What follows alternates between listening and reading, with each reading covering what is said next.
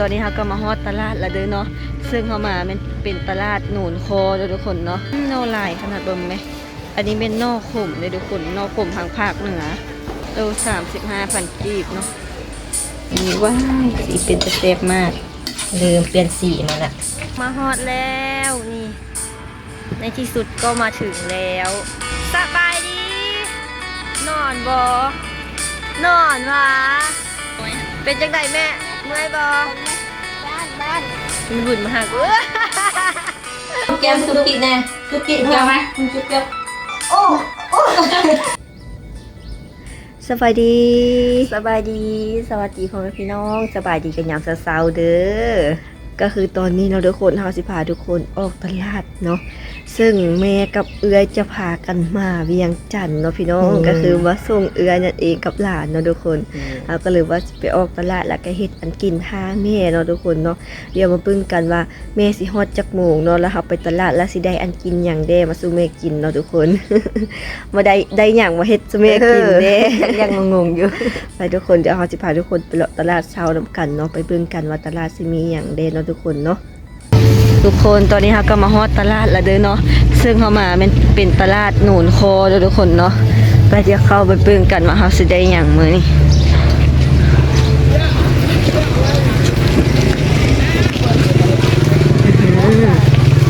เข้ามาปึกกะมากไม้กับราคาถูกอยู่ได้ทุกคนถือว่าถูกอยู่เนาะ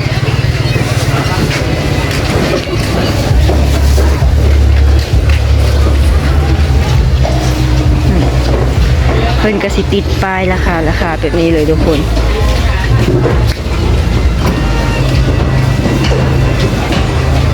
เอากระสินำก้นน้องบอมติดต่อยพุ่นมักบวบเนาะไปบึ้งก่อนไปอันนี้14,000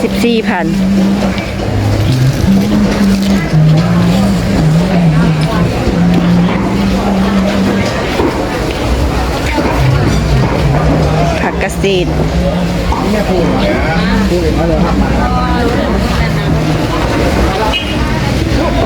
ด้ยูพี่เด้บอลที่เขาเสียงนี่เขามาซื้อเห็ดนี่นะทุกคนเนาะเห็ดนางลม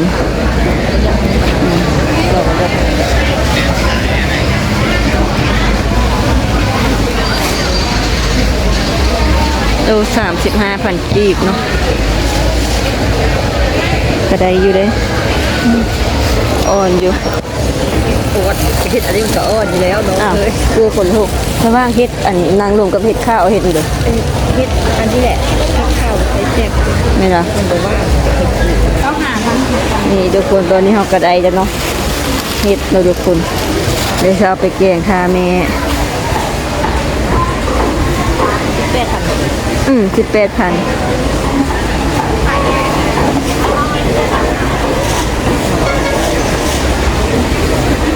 เงินบ่เพียงพอว่า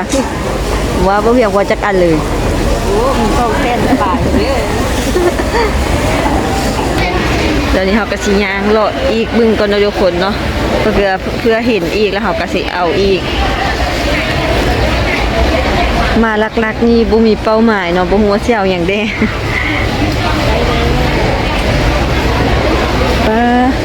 ผักกาดอย่างนี้คือละโล30ละ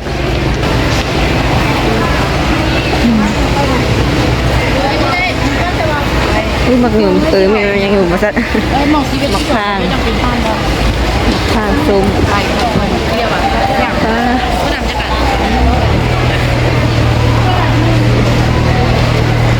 บ่าวผักเน่าว่ะจะดึงดู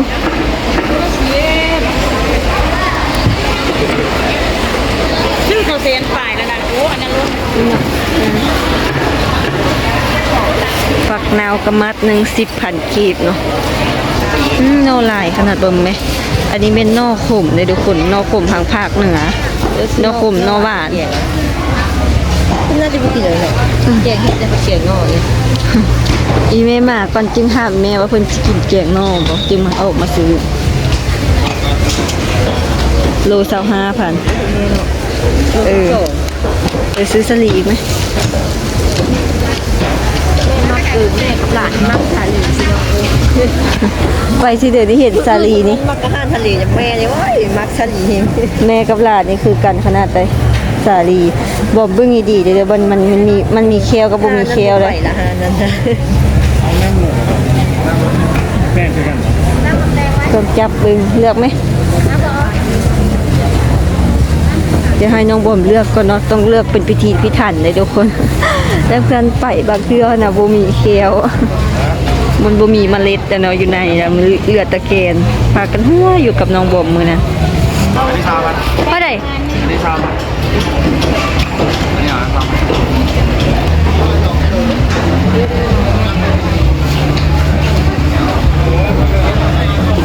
ตัวนี้สิมาซื้อมักบวบเลยทุกคนเนาะโล14ค่ะเป็นก็จะเอามาไม่ไหม้แบบนี้ แรกค่ะ อ่ะหืมห้องกูเด้อเลือกก่อนเด้อทุกคนเด้อ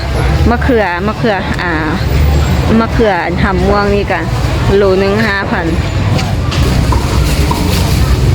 ตั้งให้แน่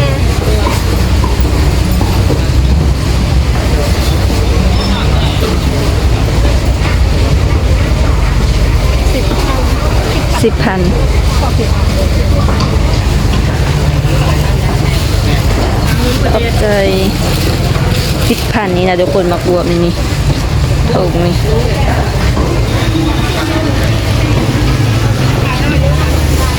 มะเขือตอนนี้กระโหลก8,000ละ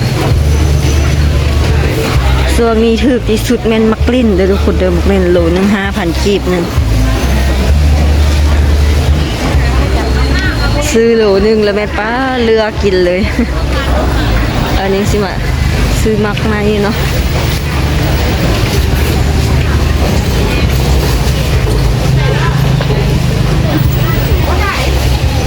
โล30มักเซอรี่ซาลี่มาแต่เซอรี่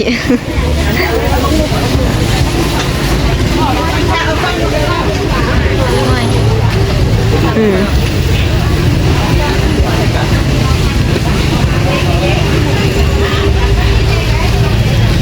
เฮ้ย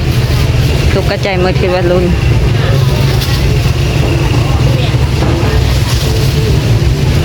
เฮ้ยเลือกอะไรบรรยากาศในตลาดก็สิประมาณนี้แหละทุกคน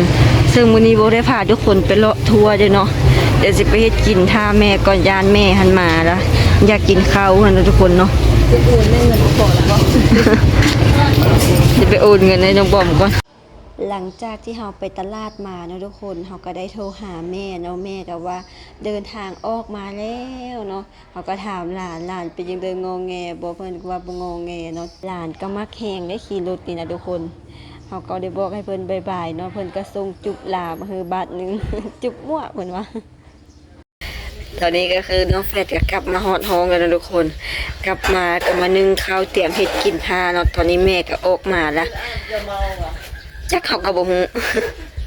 เจ้ากินวะเมื่อคืนเจ้าไม่ได้กินเบียร์วะตื่นขึ้นมาตอนเช้า3 โมงนี่ยินเสียงหลุดกันอุ้มอิ่มอยู่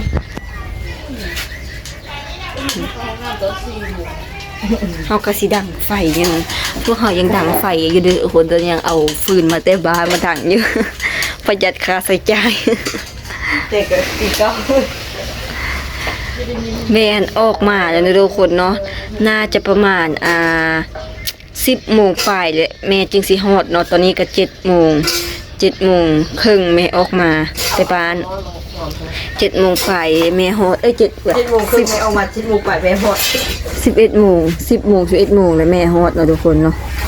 เดี๋ยวเขาก็สิมาแต่งกินท่าแม่เนาะแม่มาก็ให้แม่กินข้าวอยู่ ทุกคนน้องแฟดไปเห็นอันเขาเจ้าลงสตอรี่นะอยู่อันหมู่น้องแฟดนะอยู่บ้านของเขาเจ้าอยู่บ้านทาโถมเนาะก็แข่งน้องแฟดแหละแข่งอันใจสมบูรณ์บ้านทาโถมเบิ่งฝนแท้ฝนว่าทุกคน เมืองคาโทม เมืองทาโถมบ้านบุงบ้านเนี่ย บ้านแห่งอ่านหลิง ฝนแท้ฝนว่าทุกคนฝนแล้วก็มักเห็บตกอีกตกจะว่าป่านเม็ด ก้อนเขาพี่แหละ จนเห็นแบบป่านอันคิดว่าอันเดี๋ยวก็เขานะสโนว์ตกนะจนว่าข้าวจั่วเลยกลางที่ดินอันน่ะ เขายังว่าป้าบัดบ่เพื่อซื้อเวียงจันทน์เด้ฮอนเฮฮอนว่าเอาก็เอาฮอนเอาเฮ็ดบดหลายๆเลยอยู่ตลาดน่ะมาทุกคนจะเฮาสิมาแต่งกินเนาะพาแม่มาเบิ่งนำกันเนาะว่าแม่สิฮอดจักโมงจัดภาพมาอีกทีตอนนี้น้องบอมก็สิเริ่มแกงเฮ็ดแล้วนะทุกคน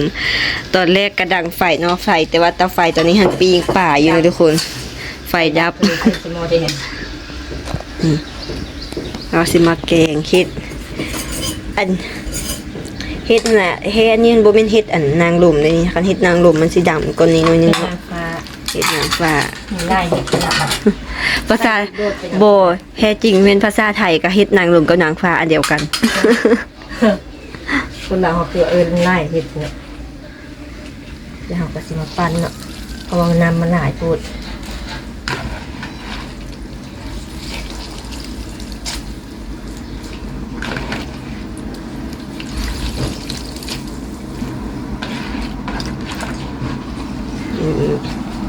ก็สิได้อยู่ประมาณนี้มื้อนี้เราก็สิเฮ็ดหลายอย่างอยู่นะพี่น้องซึ่งน้องบอมเอาอัน น้ำข้าวเบื่อจะได้สุก เอาเครื่องปรุงซื้อแล้วนะทุกคนเนาะแต่ว่าน้องยูหันไปมาถ่ายตอดแกงบัดเดียวเลยอันนี้ก็ตำข้าวเบื่อซื้อให้น้ำมันเข้มข้นเนาะปกติก็ซื้อก็ได้บ่ซื้อก็ได้แต่ว่าเฮาอยากคือมันเข้มข้นนะซื้อบ่ต้องซื้อหลายเดี๋ยวข้าวเบื่อรู้สึกว่าหลายแล้วมันสิเหนียวนิด แล้ว นึง ก็สิพากันเห็ดปิงซีนเนาะอันนี้ซีนต่อคือเห็ดตุ๋นเนาะ เอาอันน้ำยานางมาเพิ่งเด้ อาหารที่สุก น้องบอมก็ต้มสลีแล้วทุกคนนี่อันนี้ก็ลวกแล้วน้องมักบวบโอ้เป็นจะแซ่บขนาดเลยอันนี้ก็สิเป็นน้ำยานางเนาะน้ำยานางเอาแกงใส่เห็ดเดี๋ยวเราจะให้เห็ดสุกในนี้แล้วจึงเอายานางใส่นอกจากสันละขัดต้มยานางพร้อมเลยให้มันสีเหลืองนะทุกคนมันสีบแซ่บนะอันนี้ก็จะเป็นข้าวเบื่อเลยทุกคนสีก็สีออกแบบใส่อันเข้มๆมาหน่อยนึงแล้วเนาะตอนนี้เราก็สิซื้อยานางใส่เนาะทุกคนนี่ เจ้าเคียงเนาะเขาเจ้าก็เสือ ก็แล้วแต่บางคนก็ใส่บางคนก็บ่ใส่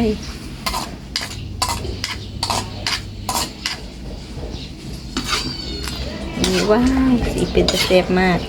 ลืมเปลี่ยนสีมาละเดี๋ยวมันฟดจักหน้อยเขาก็สิเอาผักขะใส่เนาะบ่ลืมผักขะเนาะแต่ผักเนา พวกนาวพวกเม่นเด้พี่น้องมาฮอดแล้วนี่ในที่สุดก็มาถึงแล้วปะอู้เม็ดอันตัวตัวเป็ดผ่าน ป้าดิแต่ตัวเป็ดบ่ออกเว้ยสบายดีนอนบ่นอนวะสบายดีเอ้ย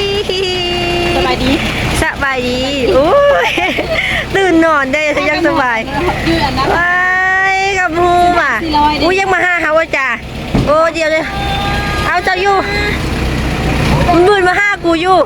มึงไปเอาแม่มึงก่อนแม่ เฮ็ดคืนวะแก้แค้นคืนวะ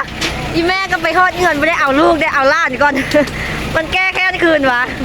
ได้อยู่บืนมาห้ากูอยู่ไอ้กินทอดเช้าบ่มวะตอดป้าเอาข้าวเอาน้ำมาฮอดก่อน นอนอยู่อันเส้นทาง400ค่ะ เป็นจังไดแม่เมื่อยบ่ บ้าน มันบืนมาห้ากู บ้านลูกก็อยู่ดีไหม ยิ้มเอ็นก็จะยิ้มอยู่ แก้มดูแก้มดูไหม เป็นยังไงแม่เมื่อยบ่ แก้มได้ให้กินได้ห้องแก้มกัน หอมแก้ม ห้องแก้มกินหอม แก้มเธออยู่ยิ้มซะอีก ห้องแก้มเธออยู่ได้กินหอม มาสบอมเอามาสบอมโอ้ได้เสื้อไหมวะนี่นะตอนนี้เราก็สิมาเก็บเอาเครื่องเนาะป้าจิตตหลายแท้หลายว่ะเอาอีหยังมาเด้เนาะนี่เนาะเครื่องบ่แม่นเครื่องอันของอยู่ของกินได้เครื่องนุ่งทั้งนั้น คนเครื่องลูกคนเครื่องไหม ไปอันลงคนเครื่องตายคือว่าบุดเดี่ยวนึงพูบักใหญ่ๆเนาะเนาะ แป๊บเดียวนึงนะ เฮาพากับมือว่างเดือนนึงนี่เนาะเดือนนึงกันอย่างหัวอย่างที่ต่ำมันเลี่ยมโต๊ะกินข้าวอยู่เดี๋ยวนี้พอกี้วันกายโต๊ะกินข้าวละว่ามีแค่วแง่เด้ ยิ้มโชว์ดูยิ้มหวานดูยิ้ม ยิ้มเทเฮ้ยจิบันยิ้มหวาน เอ็ดเดินก็ไม่เห็นเหมือนไม่ได้เลย ลงมา สีแดงเจ๊คนได้ทุกคนใจคนได้ไหม ขอบใจพ่อตุ้ยก่อนพ่อตุ้ยมาส่งได เข้าใจ ทุ ดูอะไรเด้อ ขอบใจเด้อพ่อตุ้ยเด้อมาส่งลูกเด้อขอบใจพ่อตุ้ย โอ้ยใส่ หลายเทื่อแล้วก็ แต่ละเทื่อเป็นอย่างนี้ตลอดแต่ก็มานำทุกเทื่อ มาเก่งใจก็ยามเด็กก็ว่าบุเจ้าบ่เอาเงินแล้วเขาบ่มานำได้ก็มาคือเก่า อยู่เจ้าบ่เอาเงินแล้วเขาบ่มานำได้เฮือนานำมาคือเก่า เมื่อได้เกลียดของเบ้าเป็นน่ะเจ้าบ่เอาเงินเขาก็สิมาอีกเด้อ เอาแฟน ตอนนี้ก็เครื่องเต็มอุ้มๆอำลำเลยเนาะพี่น้องต้องบอมก็แต่งกินแต่งอยู่แต่งกินพอดีแล้วเนาะกำลังสิเข้าไปเหยียดพักผ่อนน้อยหนึงเนาะเพราะว่าเฮา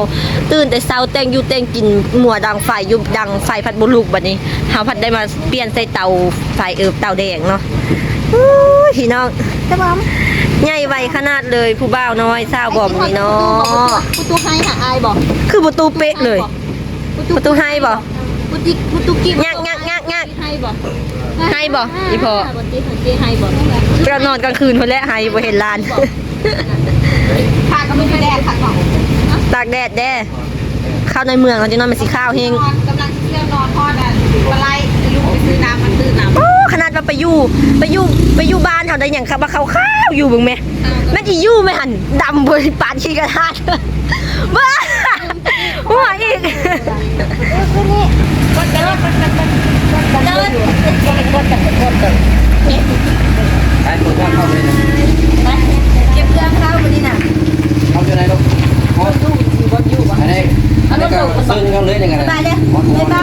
ย ไปเอฟซีได้ ก่อนไปเลย ไปเอฟซีได้ไหมไปก่อนไหม หูแล้วบิ๊กตูบ๊ายบายบ๊ายบาย ไปจุ๊บลาได้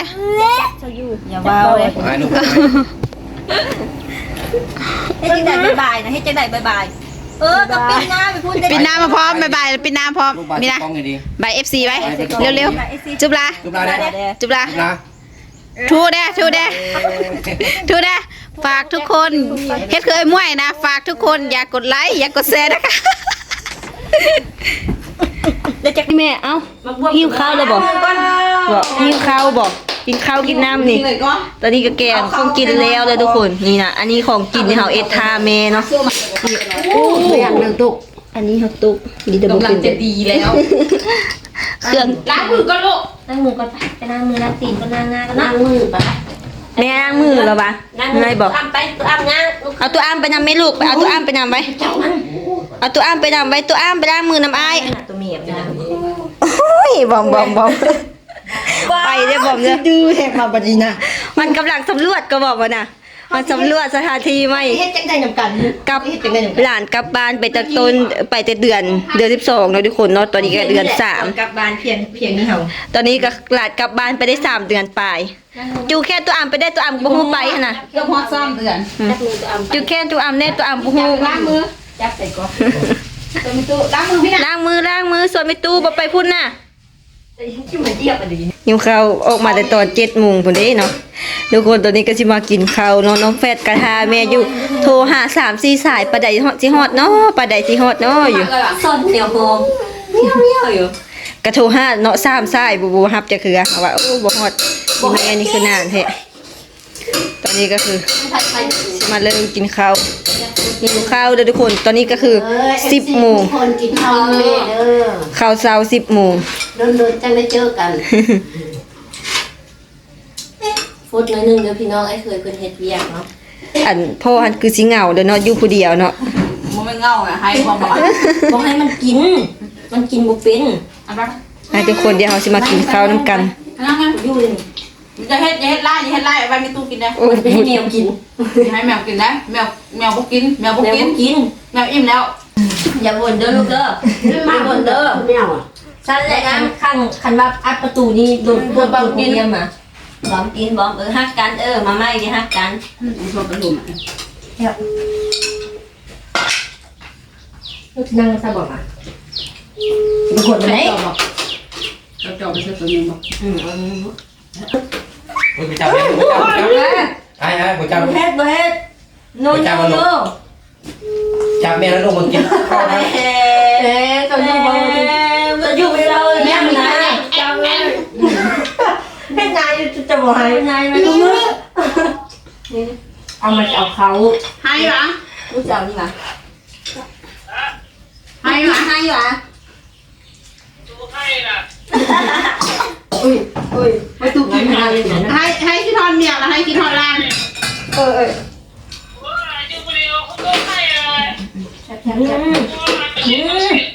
ยังมาปวดเงินกระปัดเลยมือเลย ปุตตัวเอ้ยปุตตัวกินฮอดเนี่ยว่ากินฮอดนะ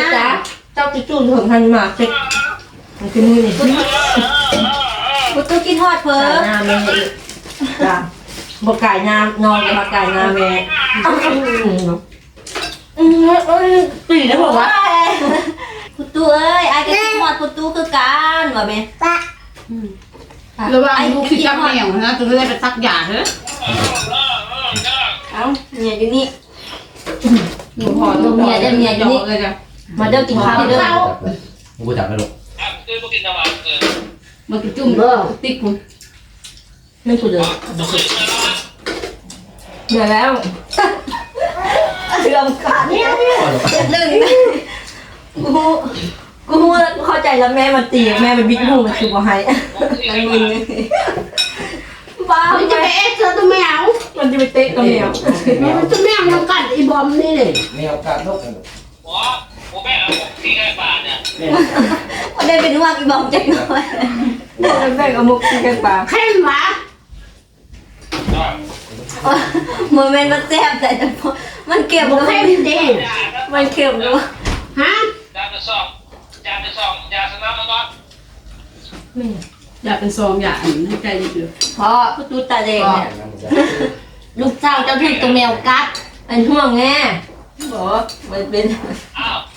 นี่ แล้ว ตั ก็ ว เล นี้ ยแบบกัน เอาพูดเอ๊ะแต่เดี๋ยวแมวกัดมันมากัดเขาน่ะ มีเยี่ยมเอาอ่ะเต้นกินแล้วเยี่ยมมันว่ะ มันกัดกัน ลูกก็ต้องตีเดียวได้มึงบอกลงตัว ลงตุกกี้ตาลง ล ตุ ง ก ตัว กี้ กี้นั่งเบิ่งลูกนั่งสิ ตุกกี้ เออนั่ง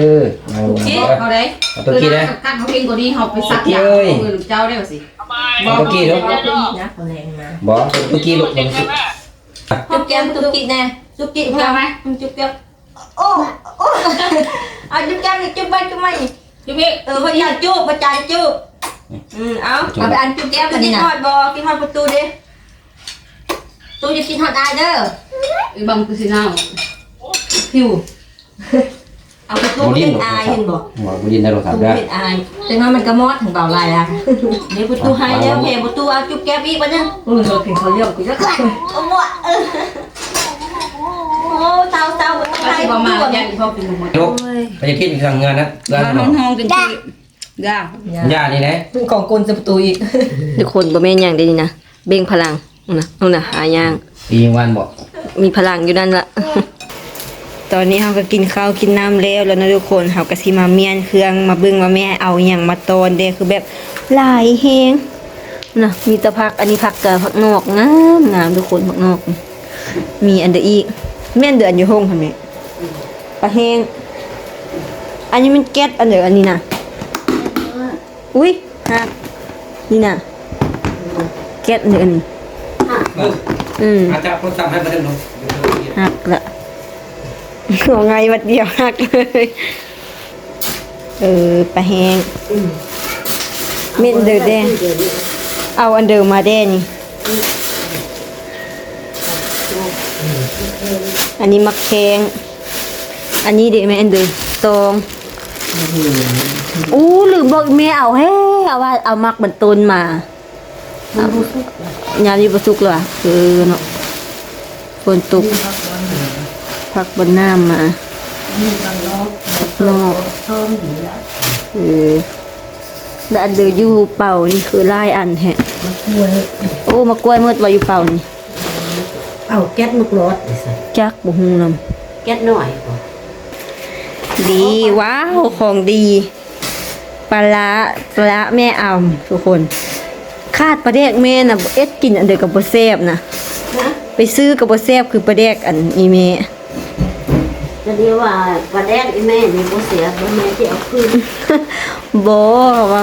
ปลาเด็กอีเมนี่แซ่บเทศแตงเจียวปลาเด็กนี่อุ้ยแตงเจียวปลาเด็กกินทรงนี่นี่ทุกคน เอ้า ทีเด็ด เรียนคือเด่น โอ้หมักม่วงอีกว้าวหมักม่วงอยู่เหือนนะทุกคน น้องไม่ส้ม นี่เอามาเบิ่งอันนี้มาเป็นหยัง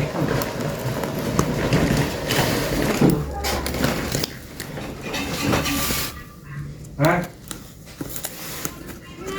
แม่นแม่นเออ ว้าวเป็นหยังเนาะจะคืออะไรว้าวหมักลอดปลาอุ้ยดูไหม หนาวหมดบ่ โบนาวเอาไหม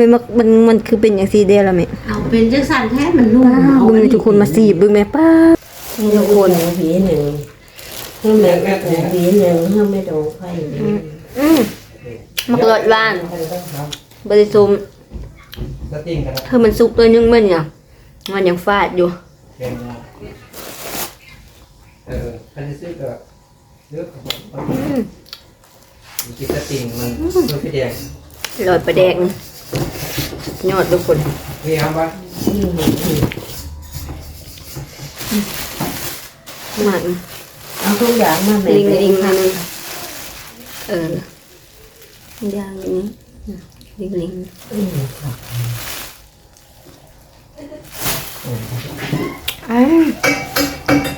โอ้ตัวเป็ด เอาน้ำ เป็ดมาจากตูมเอาเป็ดมาจากตูมตัวเดียว ตอนนี้แม่ก็สิมาใจพักออกทุกคนแล้วก็แบ่งกันพวกพี่น้องทันหลายพี่น้องอยู่อย่างนะเดี๋ยวนี้แม่ก็มีแม่ดองแล้วแม่ดอง2 คนมาได้เดี๋ยวนี้นะ แม่ดอง2ฮักแบงค์ให้แม่ดอง2ฮัก แม่ดองอันนั้นเด้แม่ดองอันเดี๋ยวก็แม่ไอ้จานเด้เนาะแล้วก็ไม่เท่าไอพีเด้มาเวียงแต่ละเฮือหันมาเวียงหันมีแต่ของตอนลูกแต่มาสุดนี้หันก็ต้องมีของตอนแม่ดองพร้อม แม่ก็สิแบ่งกันแนวนี้นะทุกคนเนาะได้พูละเล็กได้น้อยได้พูละย่าง2 ย่าง แต่ก็ได้หมดทุกคนเนาะก็แบ่งให้ฮอดหมดทุกคน อันนี้คือ ทุกคนตอนนี้เราก็เอาพักเอาของต้นที่แม่เก็บมาเนาะเอามาฝากแม่ดองเพิ่นนี่ ทุกคนว่าคือกันบอกไหมหน้าตาเพิ่นจังไม่ช่างคือกันอีกได้นี่นะ บักกล้วยนี่การบักกล้วย ปลูกเอง ใหญ่ตึ้งดีแต่เนาะของเขาปลูกอ่ะนี่ใหญ่ละตึ้งดี ตอนนี้เพิ่นก็พากันบ่เห็นกันโดนเพิ่นก็มาหากันทุกคน